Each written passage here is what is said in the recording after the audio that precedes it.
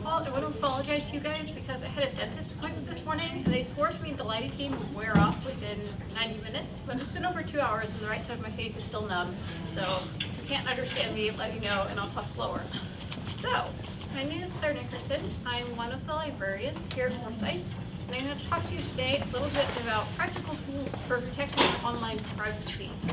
But before we get to that, we're going to talk a little bit about why privacy is such a hot topic right now, and that requires a little bit of political background about the Federal Communications Commission. So, if any of you guys are unfamiliar with the Federal Communications Commission, they are in charge of telecommunications services, and there are 5 commissioners. They serve 5-year terms. They're appointed by the current president. And there's a rule within the FCC that only 3 of the commissioners max can be of the same political party. So if we're only talking about the 2 major political parties, you can either have 3 Democrats and 2 Republicans, or you can have 3 Republicans and 2 Democrats. So,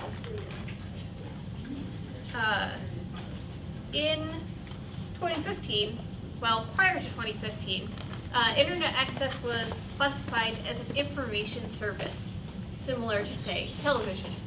But in February of 2015, the FCC voted to reclassify internet access as a telecommunications service. And telecommunications services are required to uphold what are called common carrier rules. And common carriers include, for instance, the U.S. Postal Service. They include telephone service, and common carriers are not allowed to discriminate. So anybody can use them. No one can be refused. Everybody gets the same prices. Everybody gets the same experience. And the FCC in February 2015, when there were 3 Democrats and 2 Republicans on the FCC, thought, really, internet access is so essential now, it should be reclassified as a telecommunications service, and it should be required to uphold those common carrier rules. And that is the principle of net neutrality, essentially, which I'm sure you've heard the term net neutrality before, but it's essentially the idea that there should be no discrimination on the internet. All sites should be at the same speed. Everyone who has internet access should have access to the same websites. So that was in February 2015. And that actually cleared the way for a related issue, which was privacy protections. So in October of 2016, the FCC voted for some online privacy protections. They essentially said, now that the FCC is classified as a telecommunications service, and no one can discriminate, really we think it should be private as well. For instance, no one's allowed to read your mail or listen in on your telephone conversations to sell you things. And so we really think that your internet access should be private as well. Your internet service provider shouldn't be allowed to sell your search history, for instance, to advertisers, that sort of thing. However, as you know, in January 2017, Donald Trump was inaugurated, and right after he was inaugurated, the current chairman of the FCC at that time, whose name was Tom Wheeler, he was a Democrat, his 5-year term expired, and Donald Trump promoted one of the existing commissioners to chairman. His name is Agent Pye. You've probably heard of him, and he's a Republican. So, in March of 2017, there was one spot on the FCC empty. That was Tom Wheeler's spot. So we had 2 Democrats and 2 Republicans, and one of the Republicans was the chairman, Agent Pye. And in February 2017, the FCC voted to hold off on implementing those privacy protections, which actually hadn't been implemented yet. They had been voted on back in January of 2017, but they had not been implemented yet. And the FCC said, you know, we're going to hold off on implementing these. And then the Senate and House voted to repeal those protections, and Donald Trump signed that repeal into law in March 2017, So essentially, there were going to be these privacy protections, but they never actually went into effect. They were repealed. And then shortly after that, in August of 2017, Donald Trump filled that empty spot on the FCC with Brendan Carr, who's a Republican.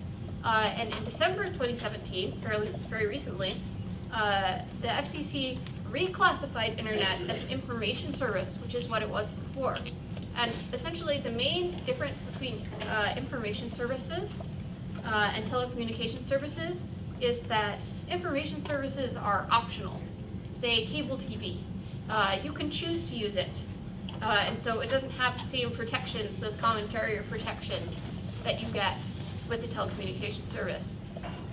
And so in December 2017, that reclassification went through, and now the internet service providers are part of the jurisdiction of the Federal Trade Commission instead of the FCC. Any questions? All right, so that's sort of why we're talking about privacy. Privacy is tied in with this net neutrality issue. It's a very hot political issue right now. So let's get to the practical side. Who might you want privacy from? We've already talked a little bit about your internet service provider, who now that there are no privacy protections, might, for instance, sell your browsing history to advertisers or do research with it or whatever the heck they want.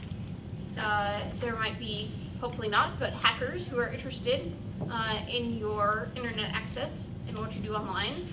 Advertisers, of course, are very interested in what you do online.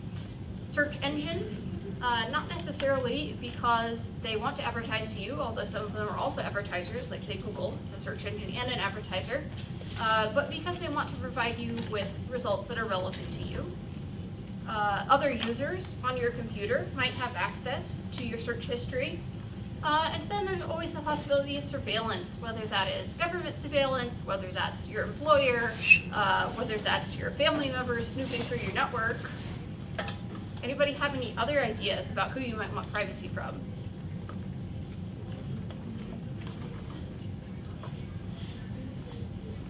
All right, we'll leave it at that. So, I'm going to go through some tools that you can use to get privacy from each of these groups, starting with your internet service provider. So, your internet service provider, probably if you live in Hayes, is going to be either Eagle or Nextech. And there are some things that you can do to protect your traffic from them, even though, of course, they're providing you with that access.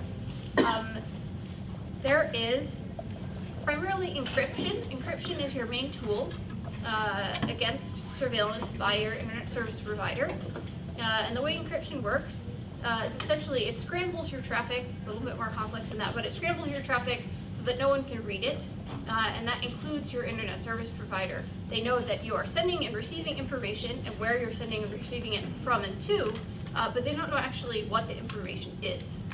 And you can use encryption at several different levels.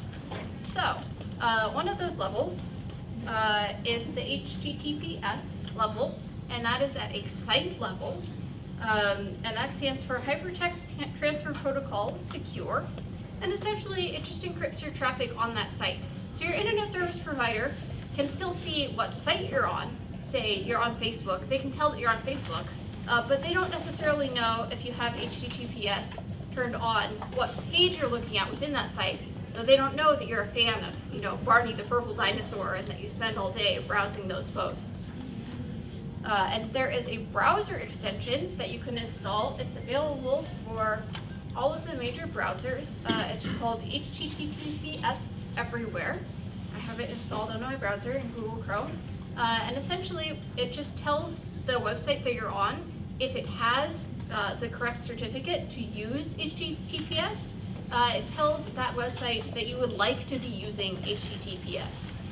So it tells essentially the server that the website is on, I would like my traffic on this website to be encrypted if there is that option. So that's very useful. Another tool that you can use is a virtual private network, or VPN. And the VPN, it does provide encryption, but it also does something else. It can make your traffic appear to come from somewhere else. So, if you use a virtual private network, you can make your traffic appear to come from, say, I don't know, Texas, even though you're here in Kansas. Or if you are outside the United States, maybe in a country that, like China, has some security concerns about you accessing whatever sites you want to access, you can use a VPN to make yourself appear to be in another country where you have broader access. And VPNs, there are a lot of VPNs available. Most of them do cost money. And you can get a subscription to a VPN for about $20 per year. They're not very expensive. However, since I know that many of you are students and that might not be within your budget, there is a browser that has a built-in VPN. It is the Opera browser, which is free to download.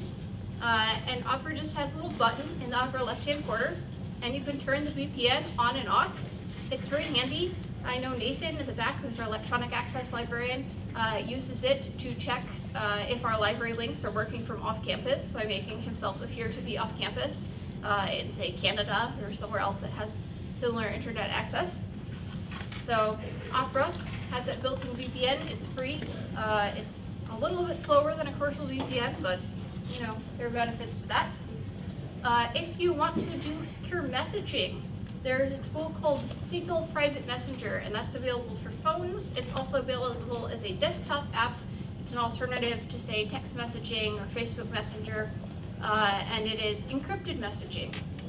So if you're using currently an app that deletes your messages really quickly, they might be deleted quickly, but they might still not be encrypted. So this is an alternative to that. Any questions about encryption or your internet service provider? All right, so let's talk next about hackers and eavesdroppers. And both of these people listen in on your traffic in similar ways. Sometimes they're on the same network as you. For instance, maybe your coworker is spying on you through your FHSU internet access, hopefully not. I see you glaring at each other. It's great, causing some animosity here. So, people can listen to you without necessarily having any negative intent. They can just see what your traffic is like and make judgments based on that. But you might not want them to do that. And hackers, of course, are people who may have malicious intent. They might watch your internet traffic with the intention of fooling you or inserting something that shouldn't be there. So, you still have that encryption option with hackers and eavesdroppers. The three tools that I already talked about, the HTTPS, the VPN, and the encrypted messaging, those all also help against hackers and eavesdroppers because they can see your traffic, but they can't see what your traffic, what the content of your traffic is because it's all scrambled. However, some other tools that you can use, Proton Mail, it is similar to, say, Gmail or Yahoo Mail, but it does provide encryption, and it is based in Switzerland. That's where their servers are, so it is famously neutral. Maybe if you have, say, a court order for your email, it might be harder for somebody to get it. Hopefully that will not happen to any of you. And it doesn't track you for ad purposes, like, say, Google. Like, for instance, Gmail is encrypted, but Google still uses it to serve ads. So this is an alternative to that.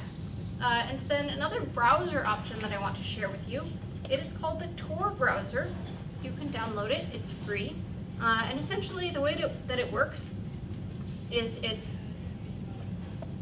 uses the same principles as peer-to-peer browsers where you have a lot of locations, but it essentially just routes your traffic randomly all over the globe. So if somebody is watching your internet connection to see what sort of information you're sending and receiving, they don't even know where it's going at this point. If your information is encrypted, people can't read it, but they can still see where it's going, what server it's going to. If you use the Tor browser, it will be bounced all over the globe. I think they say they use something like 7,000 relays. And so whoever is watching you hopefully can't keep up with that, doesn't know where your traffic is going. Any questions about that? All right. And we have advertisers. Everybody loves to hate advertisers. Fortunately, advertisers are relatively easy to foil. And you can do that with just an ad blocker added to your browser. That means you won't see any ads on any pages. And also most ad blockers also foil trackers, which are essentially little bits of software that are trying to watch you and see what you click on and what your interests are so they can serve you ads that are more applicable to you. So the one that I use and that a lot of people use is AdBlock Plus, and that one's accessible on all of the major browsers. However, another option that you can use is Ghostery. That one is a little bit newer, and the reason that it is a good option is because a lot of websites now, major websites like say Forbes, you notice it on Forbes a lot, they'll detect if you're using an ad blocker and they won't give you access to the content unless you turn it off.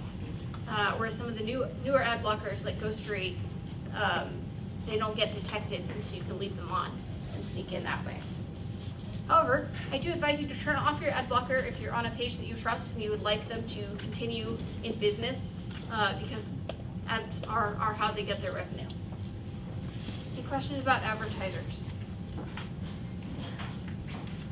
All right, then we have search engines. And as I already mentioned, some search engines also serve ads, like Google. But another thing that search engines do that can be kind of annoying is that they create something called a filter bubble. Who's familiar with the concept of a filter bubble? Okay, I see a couple people. So, the concept of a filter bubble is that when you use the same search engine often in the same browser, it gets a sense of what you like to search for and what you like to click on. And in the interests of serving you content that you're interested in, it doesn't always give you the same results that it gives other people. So if I search for online privacy, maybe Google sees that I have done a lot of searches for privacy tools recently, and it gives me a nice list of privacy tools. Maybe if Nathan there at the back searches for online privacy, maybe he gets a bunch of white papers because he likes to read a lot of government documents, something like that. So we don't necessarily get the same results. And that's not always a bad thing. I mean, it's nice. Your search engine is trying to help you by providing content that you're interested in. However, it can lead to a bias. For instance, if you are someone who is liberal and you only ever see news sites with liberal content when you search using Google, you never get to see the other side. You're missing a lot of the information. So the search bubble, filter bubble can be good, but it can also be bad. And there are a few options for search engines that will let you avoid that filter bubble effect, as well as some other benefits. One of them is called DuckDuckGo. DuckDuckGo is a search engine, and it focuses, instead of giving you a large number of results, it focuses on giving you the highest quality results, and it gives the same results to everybody, so you don't have that filter bubble effect. Another option is Start Page. Start Page is great for privacy because it doesn't record your IP address, which is essentially your computer's address on the network. It tells other computers where you are, where to send things. So it needs your IP address, but it doesn't save it in the way that other search engines do. And Start Page actually provides the same results as Google without that filter bubble effect. So it's essentially Google search results, but not customized to you and without tracking you. And then the final tool that I want to share related to search engines is called DoNotLink.it or Do Not Link It. There used to be an older version of this called DoNotLink.com. That one is defunct now, but this one works. And the way this one works is if you're sharing any links that you don't agree with, like say on your Facebook page, you are sharing a link to an article that you disagree with, you can use DoNotLink.it to create a version of that link that will not be indexed by search engines. Because the way that search engines order results is they put pages that are accessed a lot and that get linked to a lot near the top. So if a lot of people are linking to say, the Wikipedia page for online privacy, and I search for online privacy, that's going to come up near the top. But if I use do not link it, and I link to that Wikipedia page about online privacy, because maybe I disagree with it, I think the information is really bad, and it shouldn't come up high in the search results, then my link doesn't contribute to the level of the search results. So say if a lot of people use this tool, maybe that link that you don't agree with will come in lower in search results. You might want to share it, but you might not want to make it more popular in the process. Questions about that? All right. And then finally we have other users. These are other people who are on your computer, especially if you use a public computer like one of our library computers. It's relatively easy after you get off of it for somebody else to come and look at your browsing history. And that's maybe not something that you worry about a lot, but most modern browsers have built-in tools for preventing that now. For instance, Google Chrome, they have incognito browsing, where you just open up an incognito tab, and an incognito window, and while you are browsing in that incognito window, Google Chrome doesn't save your history, so you can't go back and look at the number or the locations of websites that you looked at previously. And also, if you download anything from any sites, it will not be as visible, it disappears more quickly. And then other browsers have similar tools, they sometimes call them different things. This over here on the right is Firefox's icon. They call it private browsing, but it's essentially the same thing. Your history is gone. That doesn't protect you from your internet service provider or anybody on your network. That traffic still exists, but it does protect you from other people looking at your search history later. So maybe if you don't want your significant other to know that you were watching the latest episode of Game of Thrones without them, you could open it up in an incognito window, watch it, and then there will be no record of that. Any questions? That's it, that's all I have.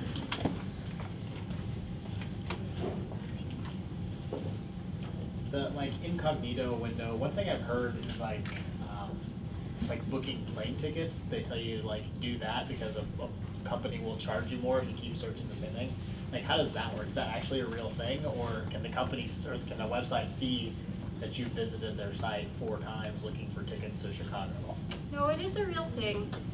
So when you use an internet browser, your browser actually saves little bits of the sites that you visit in 2 different ways. It saves little bits in what's called your cache, and what's mostly in your cache is text and images. And essentially, your browser saves that so it can load the page faster the next time. So if there's a page that you visit frequently, you might notice that it will load faster than a page you've never visited before, and that's because your browser has locally saved little bits of it, so it doesn't have to request all of the information from the website server. And then there are also cookies. And cookies come from the website itself. They're not a function of your browser, but they are stored in your browser. And they save little bits of information about you for the website, like say your login information. For instance, if you click the little box that says remember me next time on a site that has the login information, it'll put a little cookie in your browser, and then the next time you visit that site, the site will look and see, is there a cookie? And the answer is yes. So if you visit an airline website, they probably use cookies, which means whenever you reload that airline website, it's going to check and say, has this user been here before? Oh look, yes, there's the cookie from the last time they visited. Here's the information about what they were searching for. And they might give you a higher price. So if you do use incognito browsing, that prevents your browser from saving cookies. That means the airline website can't tell that you've been there before. Also, clearing your cache will help with that. Other questions? So Claire, obviously you are very knowledgeable about all of this and have done your research on how to protect yourself online. I'm just wondering, do you have any advice or suggestions for just sort of the average person who maybe isn't as tech savvy or isn't prepared to use all these different tools that you reviewed with us? Well, first of all, I'll say most of these tools are not that difficult to use.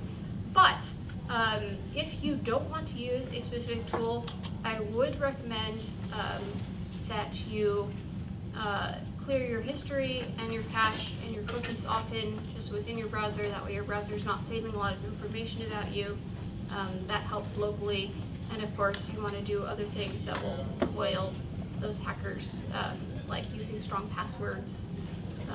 But in terms of just good internet hygiene, yeah, don't let your browser save a lot of information about you. Use good passwords. That's don't visit suspicious websites. That's really all I've got. What would be considered an effective password or a strong password? A strong password. For a strong password, you want to use a lot of different types of characters. So you want to use uppercase letters, you want to use lowercase letters, you want to use numbers, you want to use punctuation, and you want to put them in an order that perhaps doesn't make a lot of sense to other people. So there's this list of common words that people use in their passwords, and it's usually stuff that people think is cool, like, dragons or, flames or those sorts of things. Stay away from stuff that's cool. Stick with stuff that maybe only has meaning to you personally.